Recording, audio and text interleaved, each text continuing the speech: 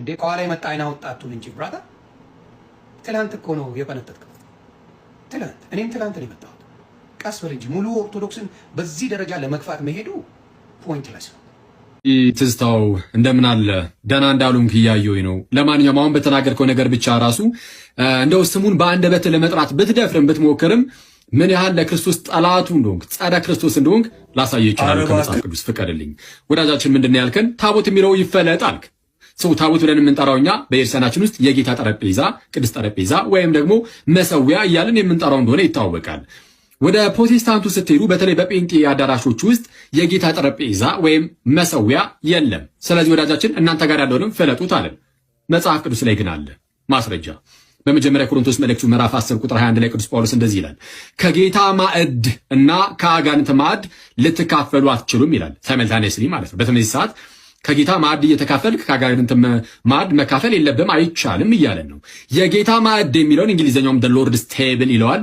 የጌታ ጠረጴዛ ማለት ነው። ይህም ቅዱስ ቁርባን የሚሰናዳበት ማለት ነው። ማዕድ የሚለው እዚህ ጋር ማስረጃ ልስጥ ለቃሉ። ኦኬ ተቀበል።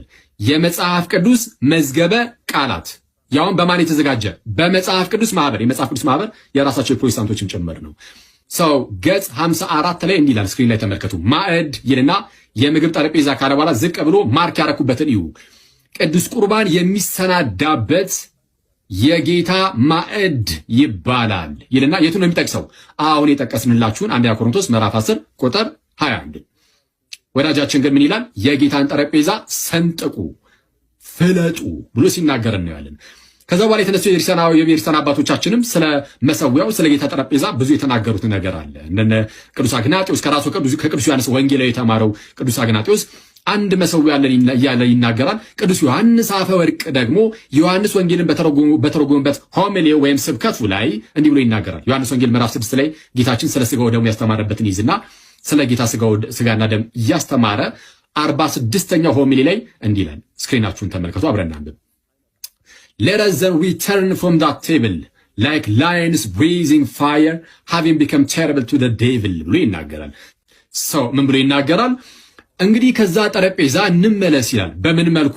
እሳትን እንደሚተነፍሱ እንደሚያጋሱ አንበሶች ለሰይጣን አስፈሪ ሆነን ከዛች ጠረጴዛ እንመለስ ይላል ቅዱስ ዮሐንስ አፈወርቅ። በነገራችን ላይ ክርስቲያኖች እንደምነቶቼ ወደ ቅዱስ ቁርባን ተጠግተን ከቅዱስ ቁርባን ተካፍለን ማለት ነው ስንመለስ ምንም እንኳን ለስጋዬን እንደዚህ የምንታይ ብንሆንም ለሰይጣን ግን የምንታየው ልክ እሳትን እንደሚተነፍሱ አንበሶች የምናስፈራ ሆነን የምንወጣው ሰው ከቅዱስ ቁርባን አንራቅ።